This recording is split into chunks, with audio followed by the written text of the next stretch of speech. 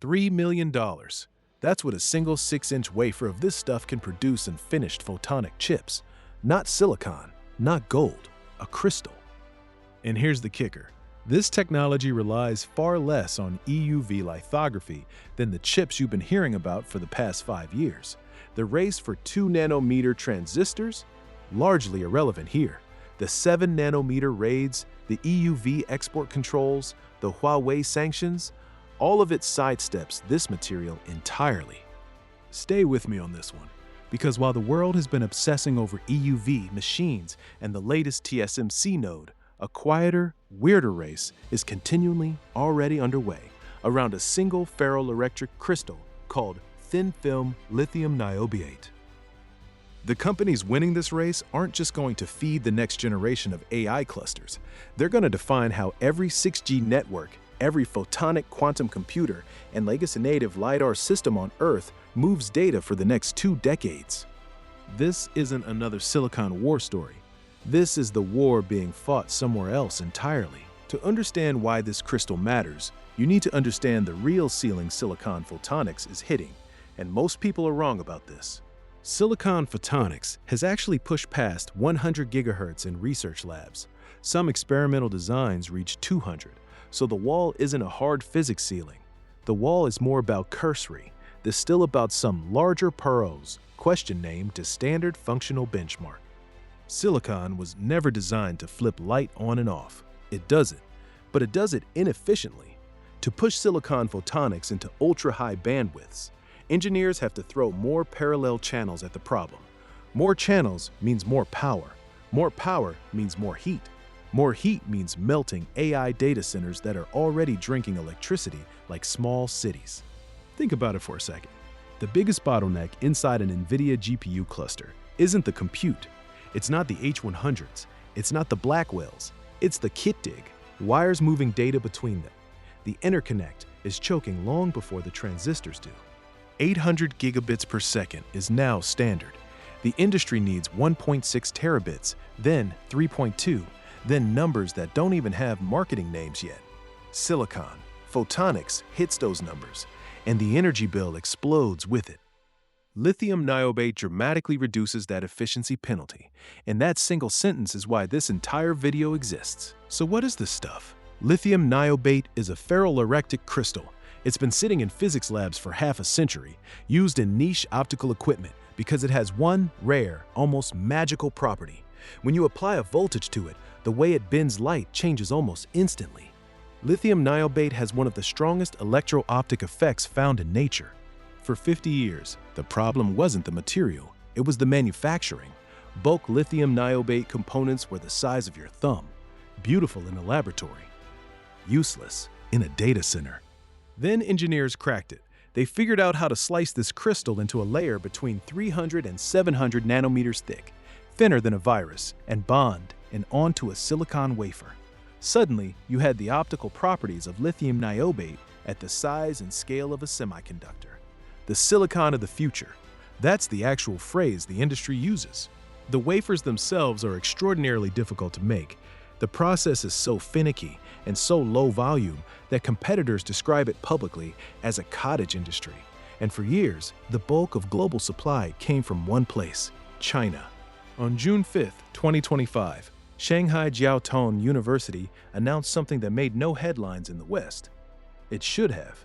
Their chip hub for integrated photonics, they call it, CHIPX, turned on a dedicated thin-film lithium niobate production line.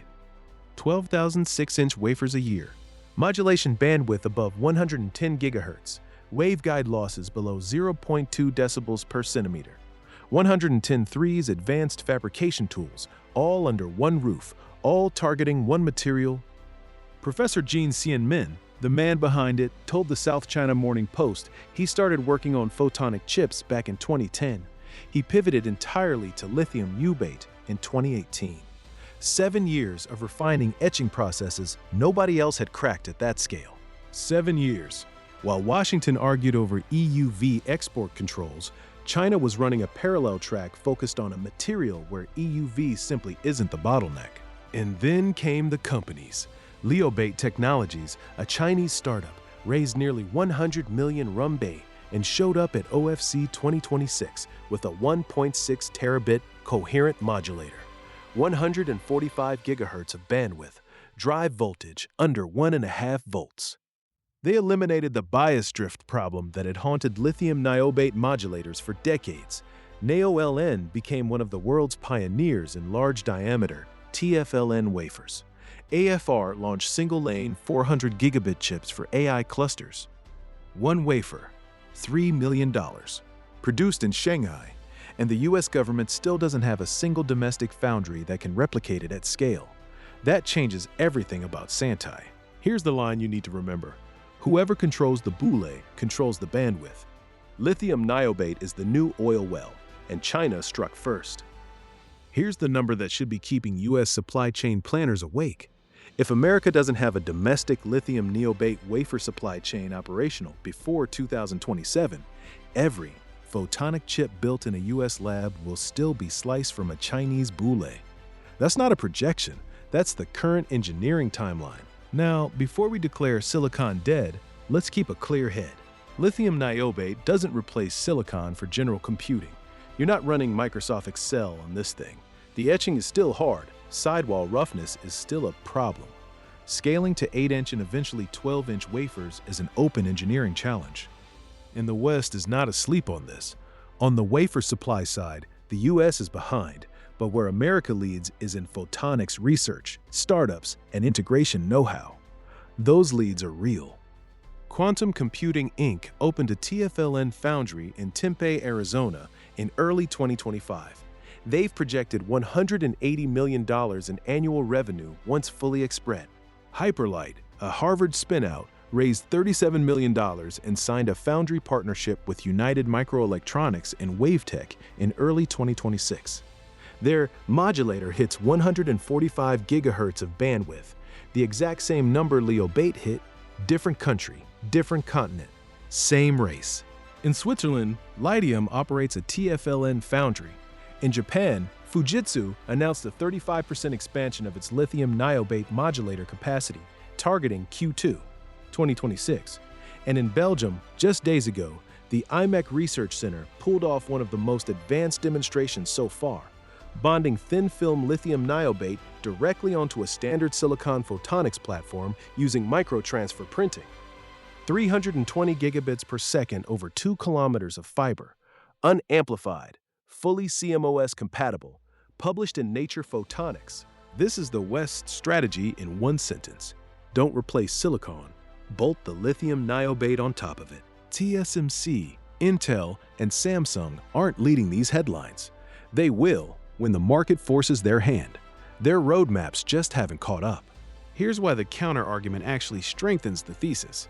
If the West is racing this hard to catch up, the Chinese lead isn't hype.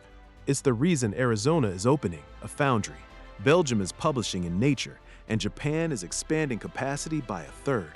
The biggest names in semiconductors don't move that fast for a phantom market. So what does this actually power? 3 things. Forget the long list. Focus on these. 1. AI data center interconnects. A team published a paper in Nature Communications in September 2025 demonstrating a TFLN computing circuit performing matrix multiplications at 43, 8 GLPS per channel, at 0.0576 picojoules per operation, numbers that make conventional GPU efficiency look dated. 2. 6G base stations. China's 6G rollout timeline doesn't work without high-bandwidth photonic modulators. TFLN is one of the few materials currently hitting these specifications. 3. Photonic quantum computing. TFLN's nonlinearity generates entangled photon pairs, the literal building blocks of quantum communication. The companies racing to build photonic quantum computers see TFLN as the platform that will leapfrog older platforms. 3 verticals, 1 material. The global TFLN modulator market, currently around $190 million, is projected by industry analysts to grow at over 39% annually, approaching $2 billion by 2029. The chip war we have been watching, the EUV bans, the 7-nanometer raids, the export controls, was a war over silicon, a material America understood, a material the West locked down for half a century. The next chip war is being fought over a crystal China started early on, Europe just caught up to, and America is still building its first real foundry footprint. 4. Different battlefield, different rules, different supply chain. Silicon won the past 50 years. The next 50 will be written on lithium niobate, a crystal that rewrites how data moves. A supply chain China built quietly while the world argued about EUV machines.